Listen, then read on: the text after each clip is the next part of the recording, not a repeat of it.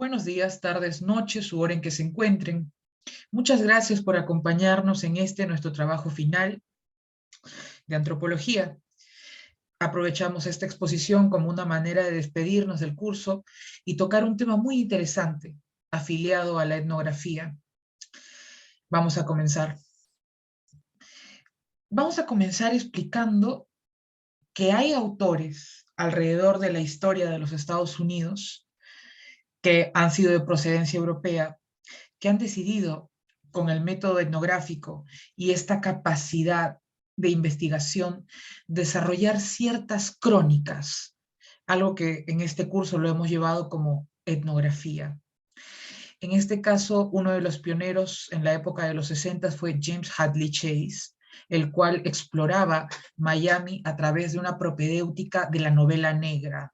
Les gustaba estos lugares tórridos, donde la gente consideraba marginales, peligrosos, pero que tenían muchas historias de carga fuerte, que hacía que la gente, por supuesto, sintiera apasionamiento por este tipo. Nuestro autor y el trabajo en el cual estamos basados es un francés que se llama Loïs Wacquant. Este hombre se trata de un sociólogo especializado en sociología urbana, pobreza, desigualdad, racismo, temas muy fuertes vistas en Chicago, que es el lugar donde se desarrolla nuestra historia. El libro se llama Entre las cuerdas, cuadernos de un aprendiz de boxeador. Para ello, como buen etnógrafo, Loïs Wacquant, este francés, decidió meterse en el gueto negro de Chicago, una, una parte negra de Chicago que comprendía una de las zonas más míseras, que pasó de ser una zona próspera, una zona con un gran componente de desarrollo, como es Chicago, que es la segunda ciudad más importante de los Estados Unidos, a ser una parte miseria, algo relacionado a las villas miseria, como en Argentina. Aquí mi grupo presente se despide de Michael Altuna, la persona que está exponiendo, Alberto Castillo, Camila Cervantes, Nayeli Chávez. Vamos a la parte 1 de las preguntas. ¿Cuáles son los actores principales y secundarios y terciarios de los sucesos que ocurren diariamente? Como actor principal tenemos al boxeador. En este caso vamos a sintetizarlo como Loïs Wacquant, aquel que tiene la necesidad de comprender y dominar las experiencias. Él, para desarrollar esto, adquiere una suerte de protagónico en esta historia, ya que nosotros vamos a entender esta historia a través de sus ojos. Como actores secundarios podemos tener al entrenador. El entrenador de alguna manera es la guía para que este personaje se adentre en el mundo. Es una persona muy comprensible, es un personaje que le ayuda a seguir los parámetros para su inserción y gracias a él logró totalmente establecerse en este círculo dominado por gente de color. Hay que mencionar que nuestro protagonista es blanco y era algo muy raro adentrarse en este círculo. Y bueno, como actor terciario tenemos a los homies, o mejor conocidos como los compañeros. En este caso, es una parte muy interesante para cómo demuestra que muchas veces lo que nosotros creemos no necesariamente es lo que es. En este lugar, mayormente la gente blanca que va a entrenar a este tipo de gimnasios sienten cierto temor, están muy atemorizados ante la presencia de gente de color que normalmente se les asocia a delincuencia, bajo mundo y un mundo peligroso que está muy dechado y muy marcado por la marginalidad. Sin embargo, nuestro autor va a convivir con estos entes y va a desarrollar vínculos, van a sentirse, van a compartir alegrías, sueños, deberes, porque se trata de una disciplina deportiva y entre estos se mantiene una comunicación neta, conocidos como boxeadores de barrio. ¿Cómo luce el lugar y las personas de este lugar?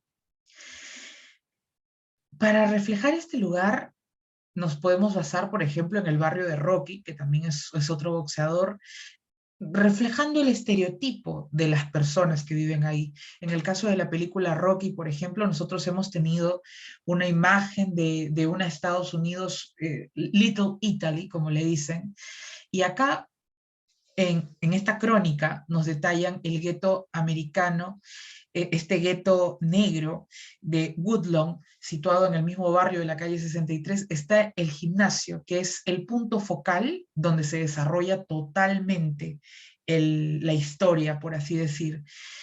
Nos detallan como un hollín de pobredumbre, las personas suelen proporcionar esa entidad, son segregados racialmente. La mayoría son provenientes del sur de Estados Unidos, como mencioné en mi anterior exposición. El sur de Estados Unidos cuenta con una de las tasas más racistas de los Estados Unidos.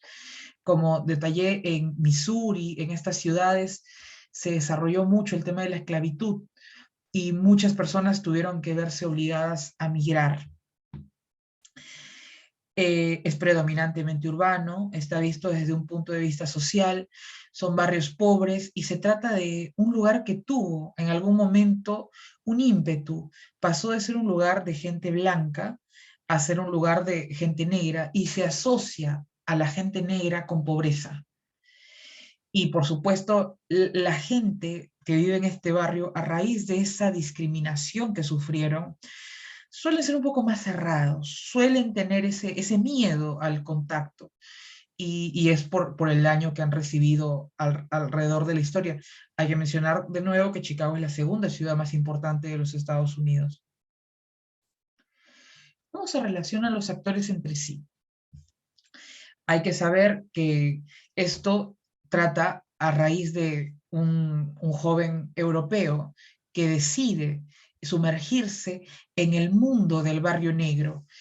Eh, Esto trajo consigo muchas connotaciones negativas, visualmente hablando, pero al ser el único blanco en el club, y como ya mencioné anteriormente, pudo haber sido un obstáculo, ya que la gente hubiese estado más reacia a relacionarse con él. Sin embargo, la mayoría de gente lo tomó de muy buena manera, lograron tener lazos, de hecho, él logró tener reconocimientos dentro del club, y los atletas negros se relacionaron de una manera positiva. Los caucásicos, en este caso, siempre reflejaban ese miedo y se sentían intranquilos ante la presencia de esta gente que se les ha desarrollado como gente peligrosa, gente que está metida en bandas. Y bueno, pasando a otro punto, la mayoría de las personas que pertenecen a este club han crecido teniendo que pelear en la escuela, o sea, se han desarrollado en ambientes violentos. O sea, cuentan sus historias como cuando se tenían que golpear con sus compañeros del colegio para proteger su dinero del almuerzo. El típico matón en las películas norteamericanas es la mejor ejemplificación, solamente que en este ámbito no había códigos que protejan a la gente. Acá tienes que luchar para de alguna manera mostrar tu poder.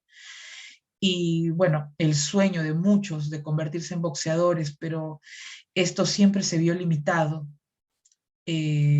a la gente que sí podía pagar el boxeo. Es muy poco probable que este tipo de gente haya podido acceder a las mejores ligas. Y bueno, también utilizaron meterse al gimnasio para agarrar disciplina. Todo deporte es una disciplina y es donde parte esta exposición. También vamos a tener al entrenador, el entrenador de Woodlawn, Eddie, pieza fundamental en esta historia y que se lleva bien con los chicos. Se desarrolla una relación muy conectada, como el gurú, el maestro. ¿Qué problemas existen en estas relaciones? Bueno, esto nos vamos a basar directamente en la naturaleza de los exponentes, en este caso los actores terciarios. Acá nos muestran una imagen desfavorecida, obviamente también nos muestran parte de los que han logrado tener éxito, pero también nos muestra a los jóvenes de las familias desfavorecidas, que se ven excluidos. Como ya mencioné anteriormente, ellos su sueño es convertirse en boxeadores, pero esta técnica exige un sentido de disciplina que el entorno a veces no lo permite. El entorno crea a gente más rebelde, más ida a defenderse y a seguir sus impulsos. Las condiciones económicas, sociales, es una inestabilidad crónica lo que se produce en este medio. Y bueno, también hacen un hincapié y una separación a las características de otros gyms que se ubican en Chicago y definitivamente dan prioridad a otro segmento mucho más favorecido que nuestros protagonistas, que son los que directamente están ligados al protagonista de esta historia. ¿Qué costos y beneficios implican estas relaciones para cada uno de los autores, de los actores involucrados? Los actores que se encuentran presentes en esta lectura deben ser analizados desde varias perspectivas. El estudio del daltonismo racial, esa segregación, esa fobia a la gente de color, la ética y la moral de la cultura pugilística. Vamos a decir que, para responder la pregunta, que el boxeador sacrifica su integridad física y mental para llevarla a través de una metamorfosis que le permite comprender varias de sus incógnitas del box. Se trata de una disciplina que lleva consigo cargas, lleva consigo una responsabilidad social, y esto es lo que se nos quiere inculcar, que el box no es simplemente un deporte, es una filosofía de vida. Es como hasta la persona que sufre una derrota tiene que pasar por un proceso emocional. También tienes que conocer tu cuerpo, todo trabajas, es un mecanismo corporal. eh, Tienes que focalizar a tu enemigo a través de los esquemas mentales y, por supuesto, el universo pugilista. Del mismo modo, podemos ver que los entrenadores están conformados por personas afroamericanas correspondientes al sector más cercano de los practicantes. Estas personas están dedicadas al universo pugilista, se encuentran en un ambiente racial que permite su comodidad. Siempre se sienten más, como diríamos nosotros en AINI, se sienten más cómodos con gente que pertenezca a su nivel, y se da un trato respetuoso. Se da un trato respetuoso, sobre todo a los maestros, que son los gurús y guías. Y bueno, ¿qué jerarquías existen entre los actores y cómo afectan a las relaciones entre los actores? Dentro del mundo del box existen jerarquías basadas en la antigüedad y el prestigio. Acá se sigue bastante lo que se hace en la cultura asiática. Se respeta mucho al que vino antes que uno. Pese a que sea un anciano, su experiencia, su base, su historia son fundamentales para esta jerarquía. Los entrenadores y los viejos reciben la mayor deferencia por parte de todos, seguidos por los boxeadores y por orden de fuerza. O sea, también después de pasar de los ancianos, existe el boxeador más fuerte, el macho alfa, el que domina a los demás. Eh, Esto afecta a las relaciones de los actores de manera que de aquella se mantiene el vínculo de la solidaridad y de respeto que existe en esta cultura. O sea, esto ayuda a mantener una armonía y está establecida y muy entendida sobre todo. Sin embargo, muchas veces al considerar el ambiente en el que se manejan, estas jerarquías no son lo suficientemente sólidas debido a que se organizan por fuerza y prestigio y a veces muchos hombres les cuesta aceptar cuando pierden una batalla, y esto para evitar manchar su prestigio, porque no hay nada peor que manchar su prestigio. Y bueno, inventan muchas excusas. ¿Cuál es el lenguaje utilizado por los actores en sus relaciones? Netamente emocional. Algo que comparte la gente de color con la gente de Italia es el aspecto emocional, el aspecto de transmitir todo por medio de las expresiones corporales. Son gente que se maneja un lenguaje propio, o sea, algo parecido a nuestras jergas, para dar a entender cómo se sienten y cómo se desarrolla. En esta lectura, el lenguaje empleado, como mencioné, es emocional, y este lenguaje se remonta a las experiencias vividas. Desde un punto de vista, esta variedad responde a la necesidad de adentrar a las personas en una rutina diaria y moral pugilista, corriente, ofreciendo un conjunto de comprensión de diversos mecanismos sociales y fuerzas peculiares que lo determinan para su desarrollo. Sus capacidades van desde adquirirse y desplegarse a todos los rincones posibles, incluso más allá de la propia conciencia. Ellos desarrollan un autoconocimiento para así poder expresar correctamente lo que sienten. ¿A qué conclusiones y reflexiones finales llega el autor del libro? Una de las primeras conclusiones a las que podemos llegar sería que los campeones del box no solo representan las virtudes supremas de la profesión. En esto vamos a mencionar los pilares que son el valor, la fuerza, la destreza, la tenacidad, inteligencia, incluso ferocidad. Se mantiene el instinto primitivo en todo momento, sino que manifiestan tipos de excelencia pugilística. Finalmente podemos decir que esta reflexión podemos llegar a que cada boxeador tiene su momento. O sea, están en el spotlight, como dirían en Estados Unidos. Cada boxeador tiene focalizada las veces que ganó una batalla. En este lugar, el mismo tiempo procede por desgracia, estos autores pasan a un periodo que se le dice la carne muerta, que es cuando ya no ganan batallas y pierden esto de las rachas. Y es algo, por desgracia, que muchos no lo saben manejar, la pérdida de la fama. Muchos de estos boxeadores, y nosotros tenemos la teoría como grupo, pueden llegar a desarrollarse, incluso dejando después el box, pero muchos de ellos no saben afrontar esto. Esto ya son temas que abarcan más el machismo, la jerarquía, el orgullo de esta gente.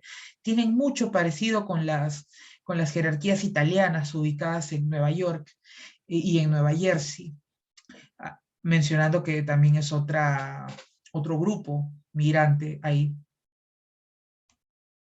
Vamos a pasar a la parte 2, que son preguntas netamente enfocadas en análisis, en desarrollos, más ligados a los temas anteriores, no tanto en la lectura, pero vamos a utilizar la lectura para tener una mejor comprensión. ¿Qué formas de capital son vitales para la reproducción de las diferencias sociales entre los actores sociales del libro leído? Las formas de capital que son vitales para la reproducción de las diferencias sociales sería el capital simbólico. En este caso vamos a hacer hincapié en las apuestas. Las apuestas son un factor relevante en este tipo de sociedades, puesto que le ponen un valor.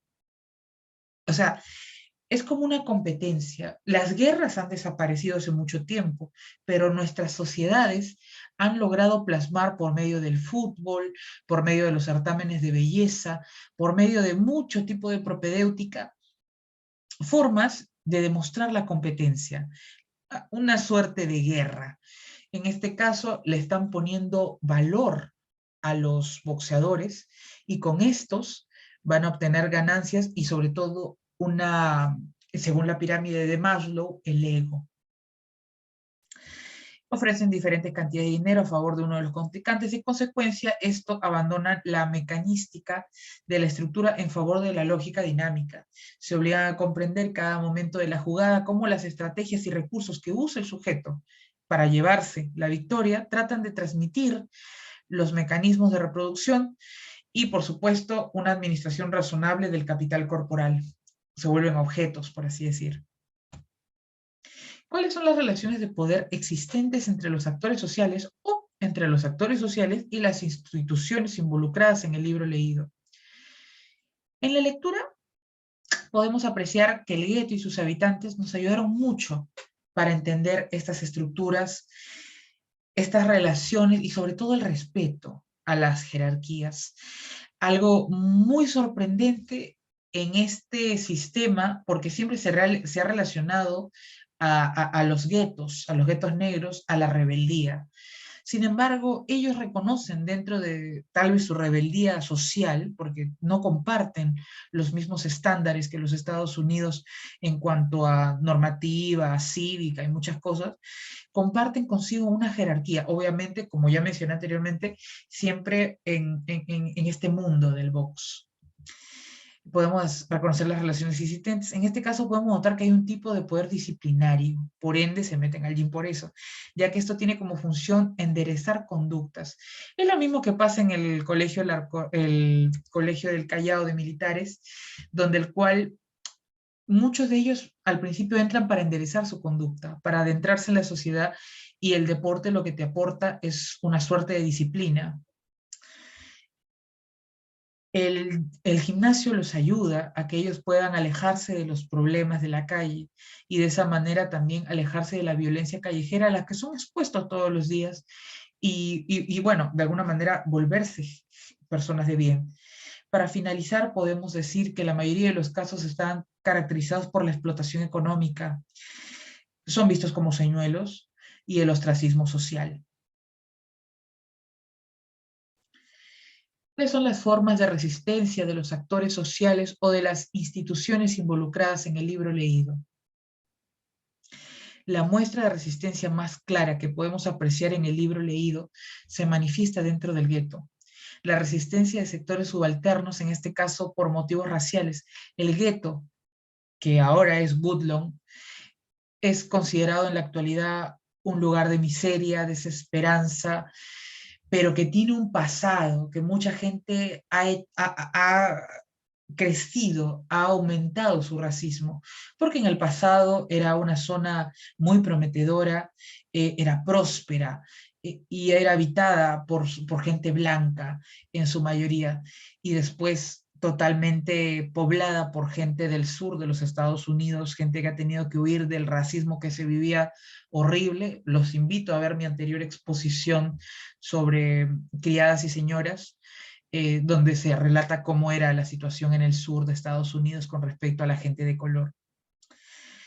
Y bueno, a raíz de que este lugar se empezó a poblar de ellos, se empezó a asociar a Woodlawn, Chicago, como una zona perdida, una zona de gente de mal vivir.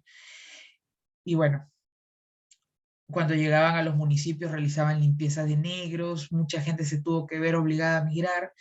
Por este motivo, podemos decir que se ha perdido buena parte del PIB per cápita de la gente que trabajaba ahí, y bueno, ahora se ve como un lugar desolado, muy parecido a Bangladesh, si lo vemos desde ese...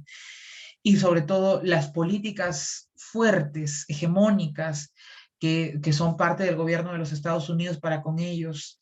Y bueno, todo esto es un desarrollo de tiempo en esa sociedad que Estados Unidos todavía no ha logrado suplir al 100%. Muchas gracias. Esta exposición se trata sobre los boxeadores locales, aficionados y profesionales, y la relación que tuvo Louis Wauquan en este mundo. Vamos a tener que citar a Agatha Christie también, a James Hadley Chase, gente que se ha tomado su tiempo y su vida para el estudio de este tipo de culturas, y sobre todo, cómo han tomado esta temática. Lo han llevado por medio del estudio. Hadley Chase lo llevó por medio de la novela negra. Agatha Christie también, mostrando estos lugares desolados, tristes, y haciendo que empaticemos con esta gente. Esa es la labor del etnógrafo, lograr un lazo, quitarse quizá tu creencia, tu cultura, cómo has vivido, y adaptarte. Es por eso que muchos europeos han tomado a los Estados Unidos como punto focal de sus obras. Muchas gracias, doctor Mario Elmer Dávila, y profesora presente, la ADE, que ha estado presente en todas nuestras exposiciones. Espero que esta exposición haya sido de su agrado. Me despido y ha sido un placer trabajar con ustedes todo este tiempo.